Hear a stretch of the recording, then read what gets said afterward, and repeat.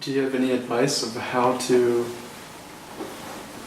go about this? Because it's easy to say.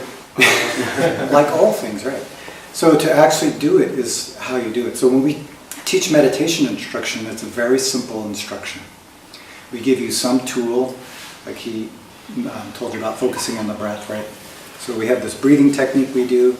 I mean, it's taking a very deep breath in and taking about twice as long breath out, right? That's a technique. We usually will offer some kind of mantra or phrase. So I usually recommend clear mind, clear mind, clear mind. Don't know, right? We have all these technical things that we do. Sit a certain way.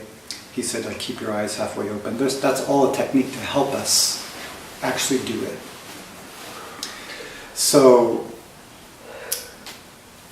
the only time you can do it is when? Right now, right? You're not going to do it 5 minutes ago, and you're not going to do it 5 minutes from now. People say that, right? I'm going to sit this retreat, and then I'm going to really get it. It's not going to happen. Because it can only happen now. So the only time you can let go is now. And that's the good news, right? Because usually we're checking ourselves. You've been practicing for 5 years or so, and you're sitting in a retreat, and you're like, guys, I still have this thinking. It's unbelievable. How come that person's, what's really funny is that person over there is not thinking. How do you know that? You never know that until I became head Dharma teacher in a retreat, a 3-month retreat. And I get to hear people's stories, and it's the same story. Oh, you see how still that person's looking? Oh, look at them. You don't know what's going on inside. I remember one time Zen Master De Bong was sitting a week of retreat, and on the very last day, he was exiting on a Saturday. He was leaving. And during the breakfast of that morning, before he left, he didn't eat. He's just sitting there. And someone after breakfast came to me and said, wow, did you see how strong he was? Just sitting there. He wasn't even eating breakfast, right? And I said, did you know he was going out to breakfast with Dick Huangsini? So we don't know what is going on inside. It's pretty, I would say it's probably the same. So that's the good news too, right? It's happening to everybody. So we have the support of the Sangha. We have very clear techniques. And the only time we can do it is now.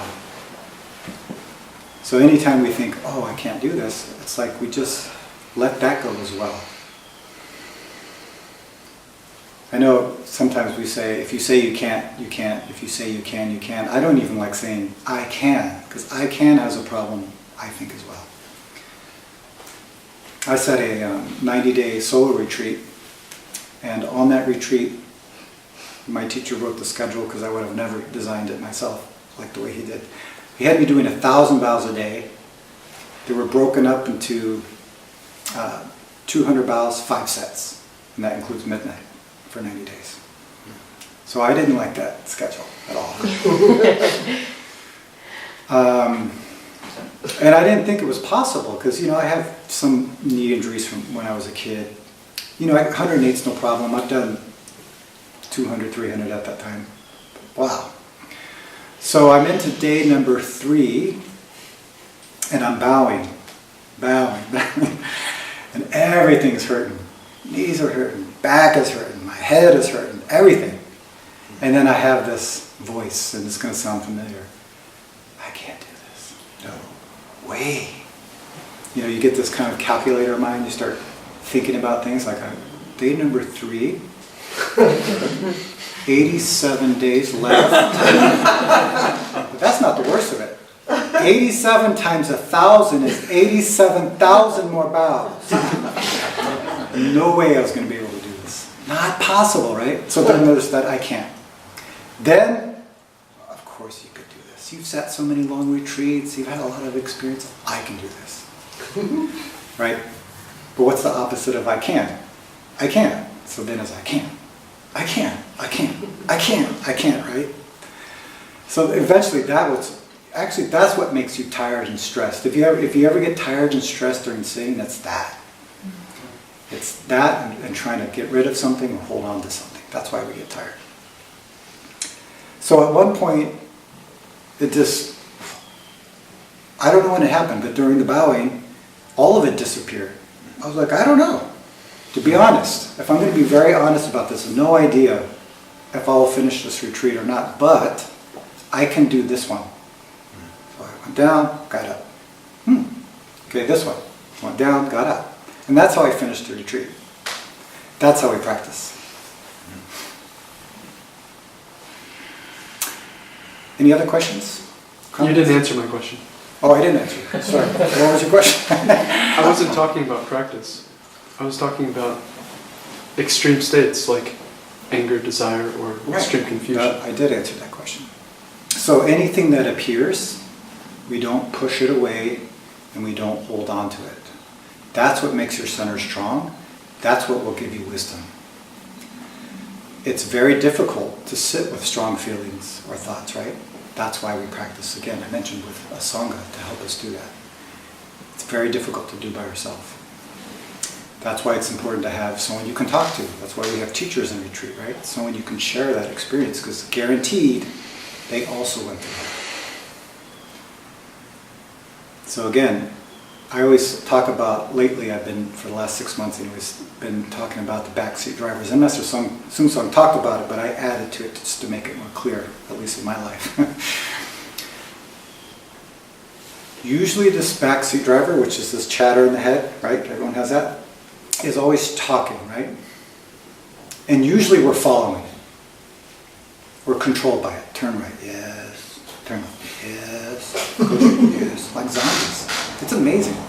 All of us, like robots, just running around, programmed by this voice. Okay. So that's being controlled by this chatter, controlled by the backseat driver. Then there's this mistake we do as a practitioner. We use meditation practice and to try to tell the backseat driver to shut up. Shut up, I'm driving. The backseat driver does not like that. It gets pissed, right? So it's stronger, it gets louder, right? It makes you more miserable. So that doesn't work as well. Okay, so what's the third option? Third option is backseat driver says turn right, and you say thank you very much. And you turn left. And what that means is we're putting all of our energy into this moment. We're making decisions based on what's in front of us, what's happening in front of us. We're not making decisions by this, or, we're not making decisions off this backseat driver, right? So the backseat driver then will get quieter by itself. The energy will quiet down. I don't think it ever goes away. It's like white noise. Who's been noticing that bird's been chirping the whole talk?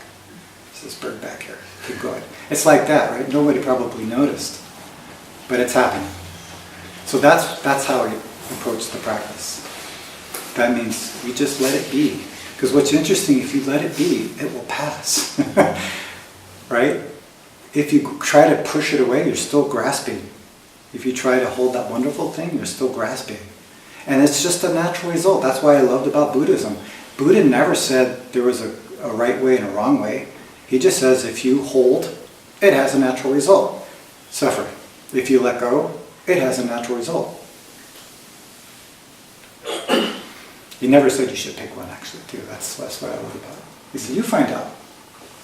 Zen Master Sung Sung would make it funny, right? Which one do you like?